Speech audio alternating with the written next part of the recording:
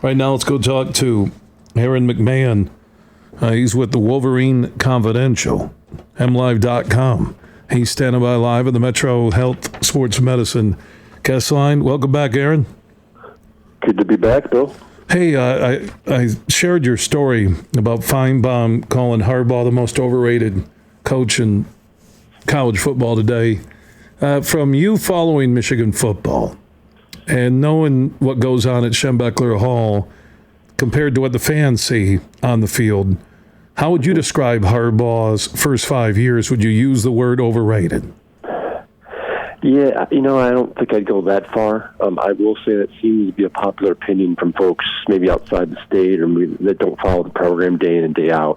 I think it's safe to say that Jim hasn't lived maybe up to expectations. When he was hired, back in late 2014, I think there was an expectation that he was going to come in and take Michigan to a Big Ten title, to the college football playoff and a national championship, and obviously that just hasn't happened.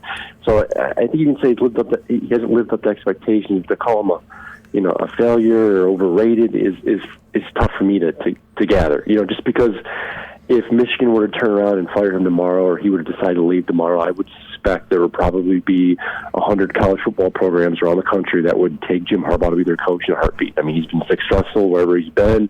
He's been largely successful at Michigan. When you look at his overall record, he plays in his team plays in a competitive division that has been dominated, by Ohio State. And it was Ohio State's obviously dominated Michigan over the last decade or two.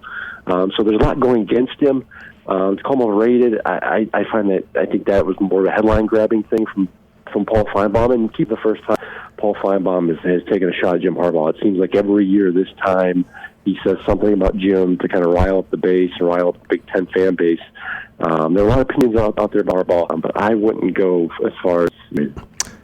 I think it's just the fact that you're 0-5 against Ohio State and that on the road, at home, they've had impressive wins, what they did to Notre Dame in the rain, what they've done to Penn State a few years ago, what they've done at home against Wisconsin. There's some impressive W's at home, at the big house, but on the road, just finding that powerful big boy road win has eluded Harbaugh in his first 5 seasons in Ann Arbor. No, you're absolutely right. I mean, that 0-5 mark against Ohio State is something that has come back to obviously haunt Jim Harbaugh. I think it will for a while. It's something he's acknowledged. I think last month in an interview with NBC Sports Network, he said that's something that they've got to get over the hump with. They've got to beat Ohio State, and until they do that, I don't see them winning the Big Ten East. I don't see them getting into the Big Ten title game. They've been close a couple of times now here. An opportunity where had they beaten Ohio State, not only would they have gotten the Big Ten title game, but they probably would have gotten in the college football playoff discussion. So that remains their biggest hurdle at this point. Jim Harbaugh has flipped the record with Michigan State 3-2. Penn State, he's 2-2 against Wisconsin. You're right. It's an inability to win the big game, especially on the road, in a big time environment. The last big time game, and I think, in my opinion, that Michigan's really won away from the big house may have been the neutral site game against Florida back in 2017 down in Dallas. It was a season opener. There were big expectations going into that game. They won it, but since then, Michigan hasn't really had a huge convincing win on the road that kind of that brings up that narrative that Michigan is still a top elite program in the country. Aaron McMann, he's with MLive.com, and the Wolverine Confidential will tell you how you can get text and go inside Michigan football straight to your phone from Aaron and the other Michigan football MLive beat writers in a moment. Yeah, because I've always talked about this, that away from the big house, I agree with the Florida, but that's neutral site. That was his biggest wins would be against mediocre Michigan State teams in East Lansing, and maybe the win last year at Indiana. Seriously, when you're looking at the quality road wins.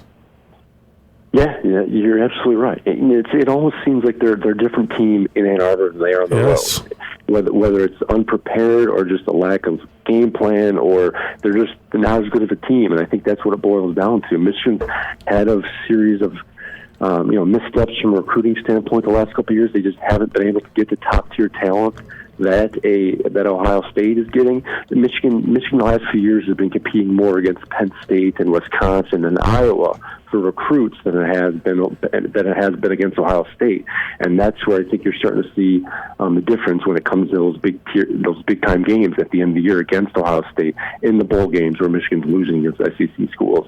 They just haven't been able to clear that hurdle, and until they either step up from a recruiting standpoint or do a better job of developing guys. And don't get me wrong, they've done a decent job. Devin Bush comes to mind.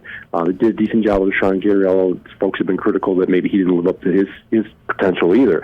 But they have been able to get some good talent across the, especially on defense. They just haven't been able to put it together offensively, especially. He hasn't been able to find a quarterback to kind of make his own, and that remains a hurdle that Jim Harbaugh has to try and jump here to try and get move from the very good talk of college football to the elite.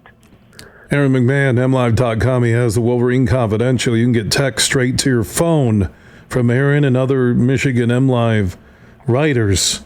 You can cut through the clutter of social media and communicate directly with their reporters, just like you would with your friends. Sign up for Insight on the Michigan Wolverines for just $4.99 a month with a 60-day free trial. You can text 734-215-6605 to sign up. That's 734-215-6605 and be part of the Wolverine Confidential via text straight to your phone. Now, Aaron had a story yesterday put up at MLive.com what the college football magazines are saying about Michigan in 2020, Aaron. And looking at Athlon Sports, they had Nico Collins on the cover, preseason ranking number 15, prediction 9-3, 6-3 in the Big Ten, third in the Big Ten East. They projected Michigan, Athlon Sports did, to play Tennessee in the Outback Bowl. Lindy Sports had Kwity Paye on the cover, preseason ranking for Harbaugh and the Wolverines, 17, also third in the Big Ten East. Had their defensive line ranked 7th nationally. Street and Smith had Nick Eubanks on the cover, preseason ranking at number 14, also third in the Big Ten East. Projection to play LSU in the Citrus Bowl. So the magazines all have Michigan right about where I expected, somewhere around that 15 range. But still, no trip to Indy. No, with Ohio State there and Fields back, who may end up being the first or second player in the draft. I know Trevor Lawrence a year ago, we thought it was a lock there. That may change, but you're not going to get by the Buckeyes this fall unless there's an injury to Fields or a total collapse by that team. Yeah, no, you're right. And that's the one consistent thing I took away, not only from the magazines, but it seems like in general that most folks at this point have Michigan behind not only Ohio State, but Penn State in the East. So they've got some hurdles to clear. There's just so many question marks, I think, on the offensive side of the ball. They do have their offense will be in place for a year, so the system is in place, but they got to replace the quarterback. They got 4 starters along the offensive line they got to figure out. So they've got some question marks there. If they can get some good play at quarterback, and again, it remains to be seen whether they can. I think they can compete. The question going into this year is who is the guy going to be, and which direction are they going to take them? They do have a difficult schedule too. They have to go on the road. They have to play Ohio State in Columbus. They do have to play Michigan State in East Lansing, and then obviously they open against Washington. So it's not an easy schedule either. So it's going to be interesting. The talk going into the season last year was that they could win the Big Ten title. I don't think that's going to happen this year.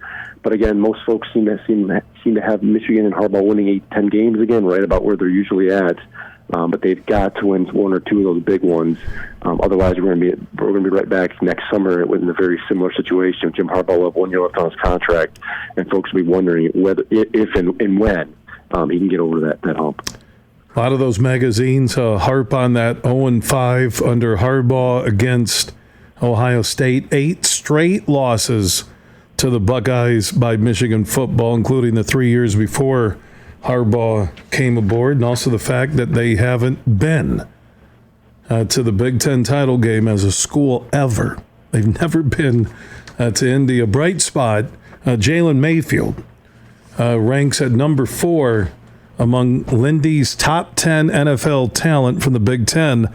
The right tackle for the Wolverines from Grand Rapids Catholic Central High School. He's getting a lot of preseason love.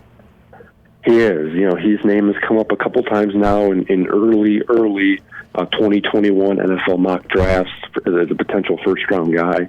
He's an athletic kid. He started all of last season at right tackle. I thought he played relatively well, especially against the top-tier talent. He did a good job against Ohio State. He held his own against Alabama.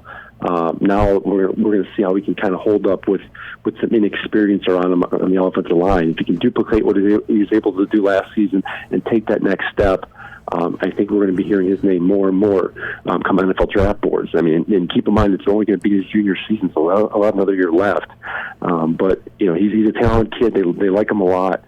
He's learned the system well, and he's developed well under offensive line coach Ed Warner, who has a tall task ahead of him in trying to fill out the rest of the offensive line. Aiden Hutchinson also on the All-American team from Athlon Sports. Quiddy Pay getting a lot of love. A lot of players on that defense getting preseason love on the All-Big Ten team from Athlon. Can't wait, man. Magazines come out, football around the corner. Players are reporting on Monday. You can get everything inside Michigan football with the Wolverine Confidential from MLive.com. 60-day free trial, then only $4.99 a month. Text 734-215-6605. That's 734-215-6605. Aaron, thanks for the update. Have a great night. Thanks, Bill. All right, Aaron McMann joining us from MLive.com, Wolverine Confidential. And get your text, get your update. Just text 734-215-6605.